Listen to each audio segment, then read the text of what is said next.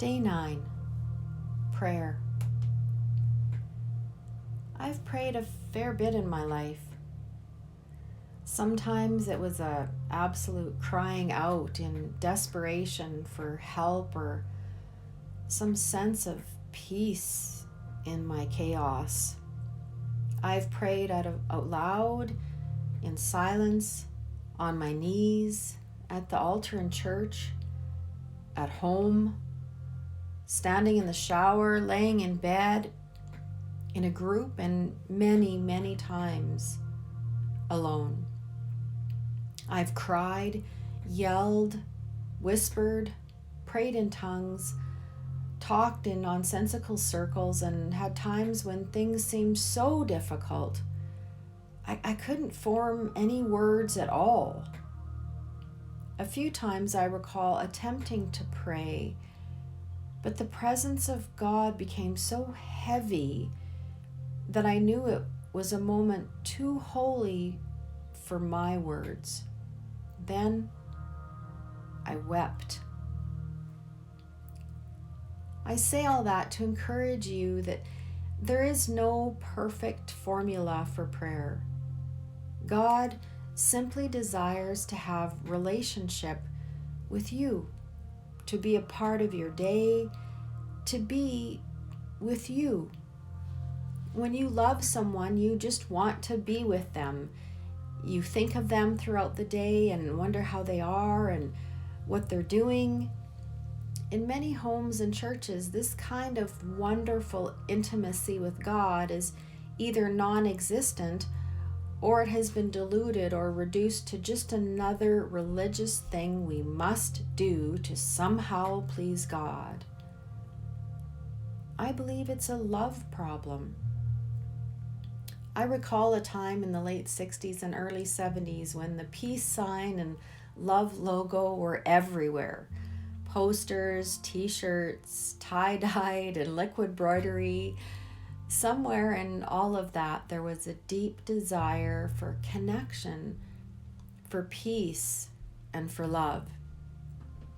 It's my observation that all these years later, we are on the cusp of coming out of a season of being distracted, busy, and so deeply disengaged.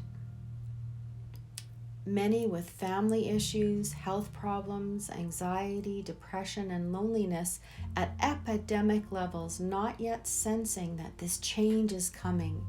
There is a shift, a stirring up of a hunger for more.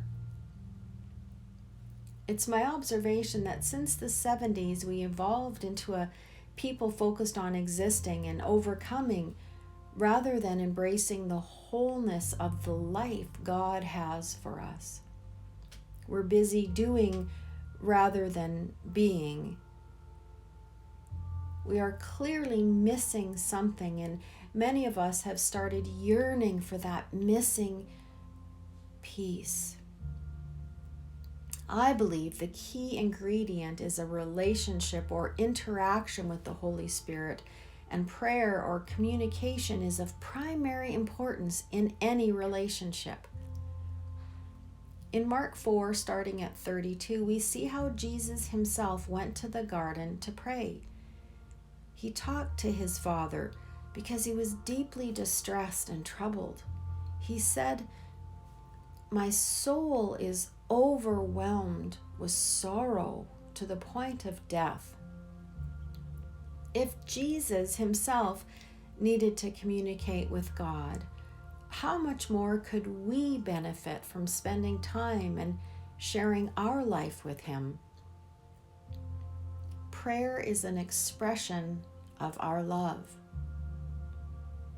Just like in relationships with family, there are various forms of expressing love: gratitude, praise, listening, talking, quiet meditative time together, joyful connection, sharing of burdens, crying together, seeking help or assistance, looking for direction or guidance, or just hanging out together. But prayer can be so much more. The root word in Greek is uk, meaning vow, Forgive me if I pronounce that incorrectly. Some strong people of faith declare, decree, and proclaim things over our world, governments, families, or individuals with all kinds of afflictions, while amazing things happen. And the prayer that is of faith will save him who is sick, and the Lord will restore him. And if he committed sins, he will be forgiven. That's from James 5:5 in the Amplified Version. Number 1, it says save. Number 2, it says restore and heal. And number 3, it says forgive. In prayer, we can find powerful solutions. In prayer, we can hope for and expect to be forgiven, to be healed or restored, and to be saved. In Matthew 6:8, we learn that he knows what we need before we even ask him. So no matter where we are in our journey or what we have done, he already knows. James 5:13 in the Amplified says, "Is any among you afflicted, ill-treated, suffering evil? He should pray." There is a level of sacrifice, obedience, honor, appreciation, and maturity that comes when you choose to spend time in prayer. When you realize God already knows, He simply wants to be with you. It's that simple. Wherever you are, whatever you've done, whatever you have going on, God desires to be in your life. Today, I encourage you to reach out and talk to him. Reach out and touch him.